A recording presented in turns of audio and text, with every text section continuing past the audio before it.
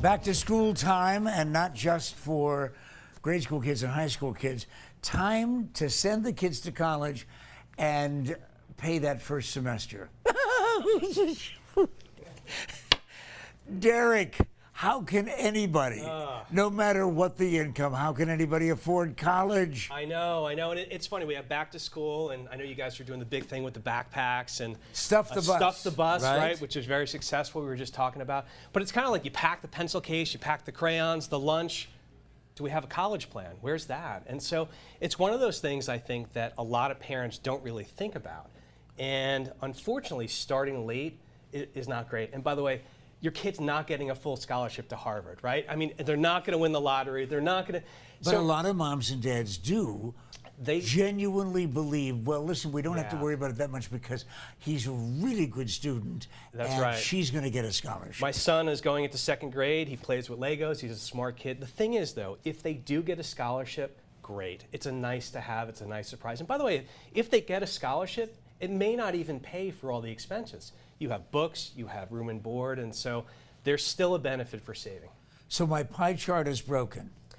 Yes, thank you very much. My new book, The Broken Pie Chart, really one of the things that I do is, and this goes into college planning and retirement planning, is taking a look at the way we've done things for the last 70 years, and maybe there's a better way of doing it. Now, when we think about college planning, there's two really specific things that they can go into. One is a Coverdell account, the other is a 529 plan. And the benefit there is, don't worry about the names, but you can put money in those and it can grow tax-free, and you can take it out for higher qualified education expenses. But for most of us who have a short-term memory problem, we just lost those numbers right away.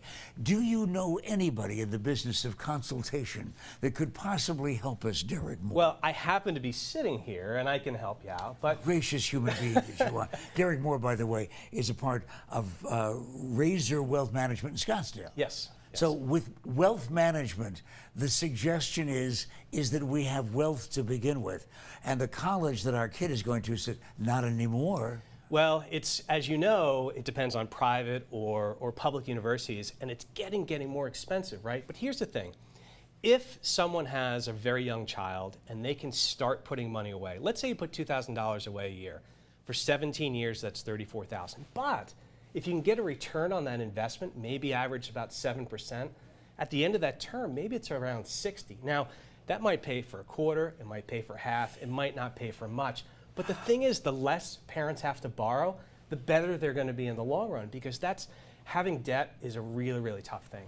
Yeah, what are kids coming out of school owing? Oh, it's astronomical. And you know, I'm an adjunct professor at 2 different universities. I teach finance and economics, and I've talked to kids, and a lot of them have really big school loans. And the problem is, when you're paying off debt, that's money you can't put into things like retirement planning. It all goes full circle. It's the school planning, it's the retirement planning, it's about building wealth. We just had a lady shaving a guy's arm, by the way, with a knife. Well, I was going to do my hair, but that was... Well, no, it just reminded me, I'll listen to this for a segue. Razor Wealth Management in Scottsdale, and you can help at a reasonable fee. Yeah, I mean, basically the way I do it is it's a fee. We don't charge for any products. If my clients make more money, I make more money, so I'm sort of aligned with them. At no extra charge whatsoever, here's Danielle coming up, talking about tomorrow and a prize winner, too.